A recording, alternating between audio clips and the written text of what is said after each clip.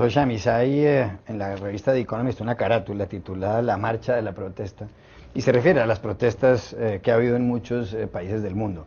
Las hay actualmente en el Brasil, originadas, unas protestas por el descontento de la situación general, pero originadas por el alza en 20 céntimos del transporte público en Sao Paulo.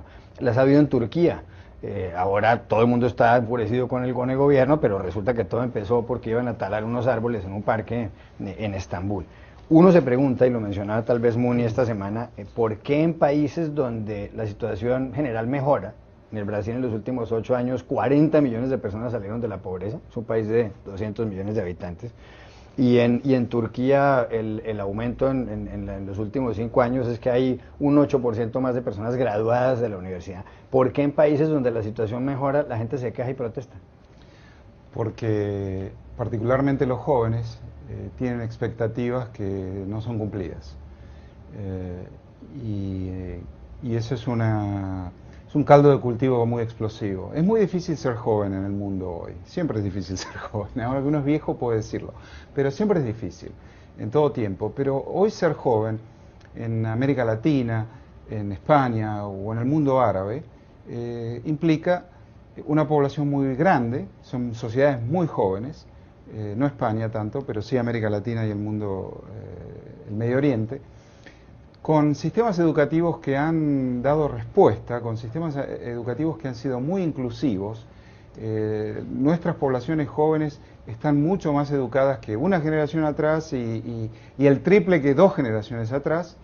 Gente informada, gente preparada, gente educada y mercados laborales que no dan respuesta a esas expectativas. Entonces la frustración social es enorme en poblaciones que son grandes, jóvenes y con acceso a tecnología que les permite involucrarse en acción colectiva de una manera muy fácil.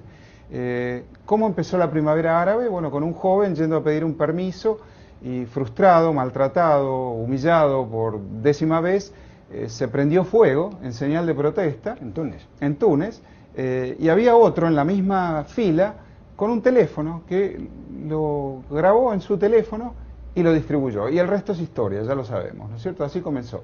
Y lo de Brasil hoy es muy similar. Estos jóvenes son hijos de la abundancia en el sentido de una expansión económica durante los últimos 10 años importante, pero con un mercado laboral que no da satisfacción. Esos son los indignados en España también.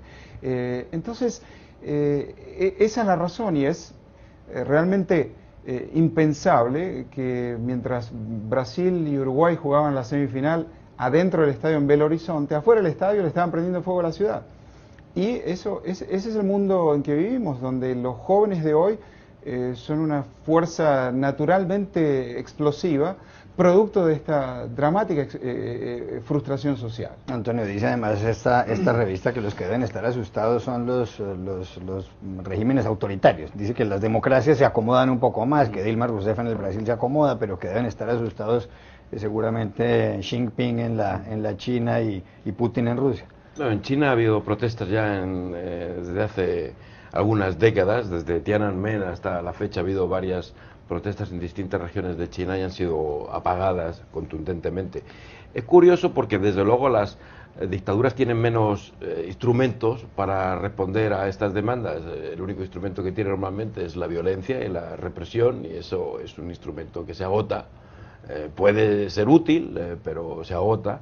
Las democracias tienen más recursos.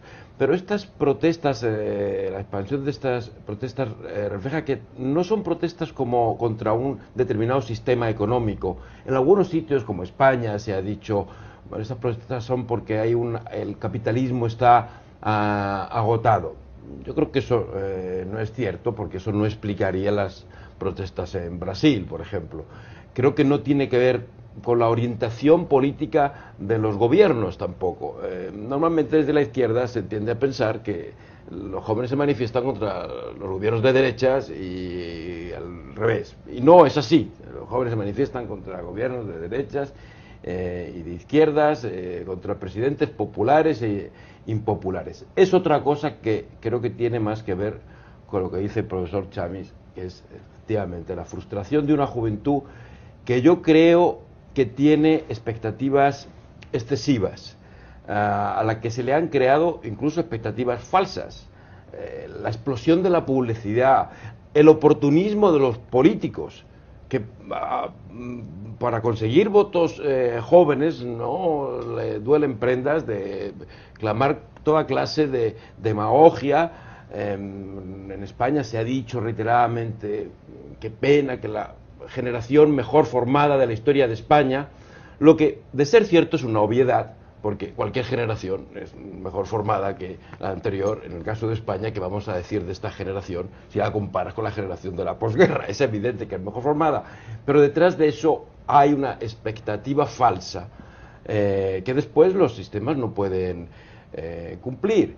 Y en lugar de educar a la juventud en lo que es el mundo, y en lo que ha sido y lo que va a seguir siendo, que es el esfuerzo, el sacrificio, la competencia, pues se les ha educado en el vivir bien, en una filosofía demasiado acomodaticias que ahora no sirven desde luego en Europa, pero no sirven en ninguna otra parte del mundo. En resumen, estamos en un lío gordo del que a ver cómo salimos.